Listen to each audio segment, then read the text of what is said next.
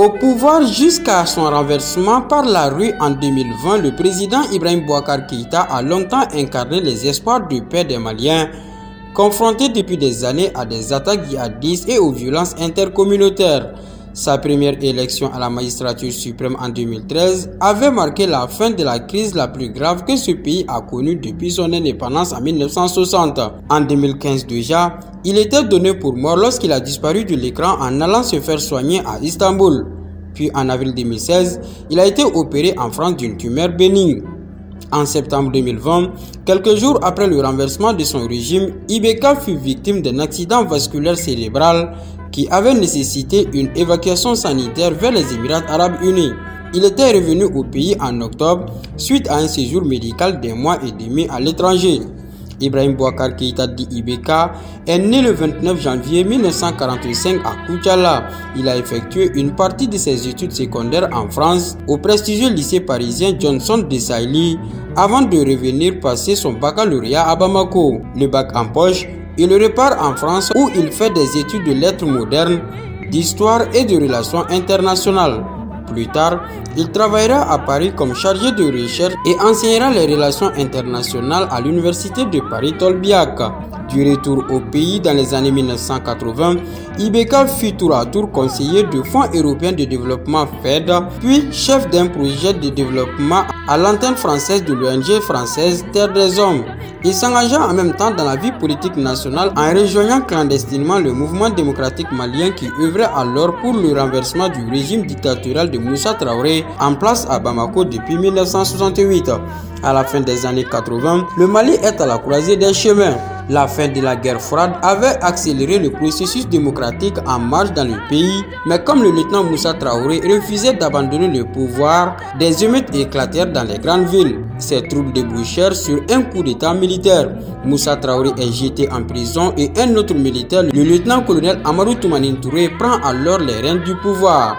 Sous la pression internationale, le nouvel homme fort de Bamako promet de rendre rapidement le pouvoir aux civils. Ce sera chose faite dès 1992 avec l'organisation des premières élections libres et transparentes dans le cadre d'une nouvelle constitution instaurant le pluralisme politique et un système présidentiel. Candidat de la société civile, Alpha Oumar Konaré est élu président. Ibeka, l'un des membres fondateurs du parti Adema PASJ, devient alors conseiller diplomatique du nouveau chef de l'État du Mali.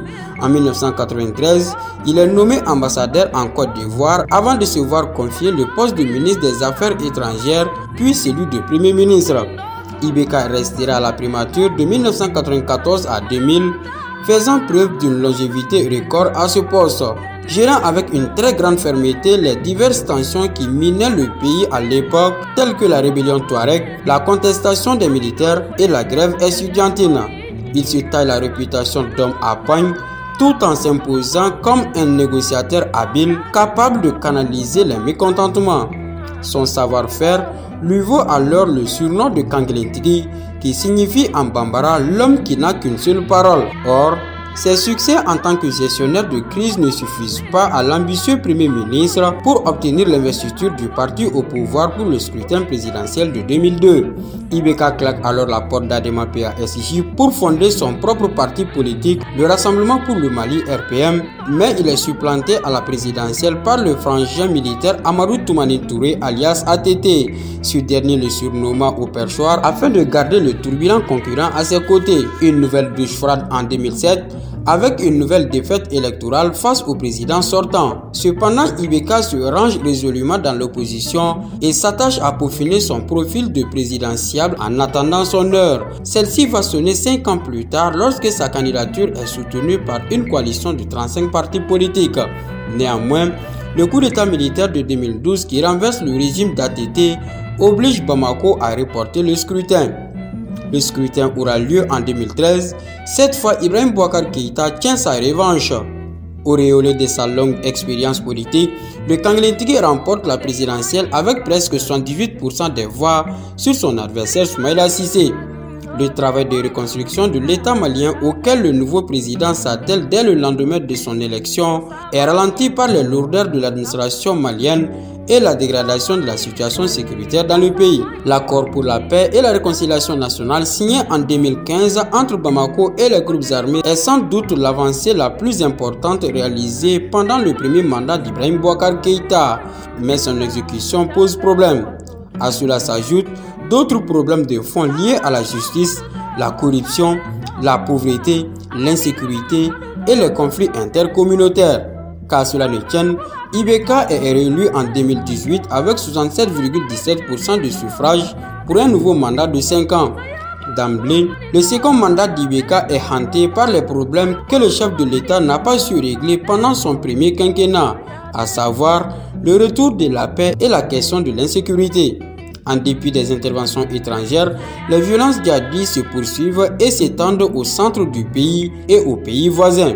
À cela s'ajoute une situation sociale délétère qui s'aggrave en 2020 sous le double impact de la crise économique et la pandémie de Covid-19. En juin 2020, profitant du mécontentement populaire, l'opposition malienne, longtemps divisée, se constitue en une coalition hétéroclite réunissant opposants politiques, guides religieux et membres de la société civile. Le mouvement du 5 juin M5-RFP organise plusieurs manifestations réclamant la démission du président Keïta, accusé de mauvaise gestion et de corruption.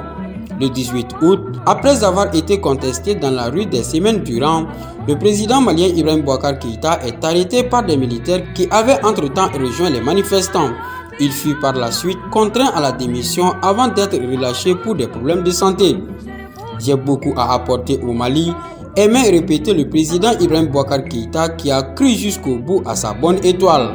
Ce musulman cartésien, selon sa propre formule, n'aura pas eu le temps ni sans doute l'énergie pour mener à bout sa promesse de réédification de l'État malien. Décédé à son domicile de Bamako ce dimanche 16 janvier 2022, l'homme aurait eu 77 ans à la fin de ce mois.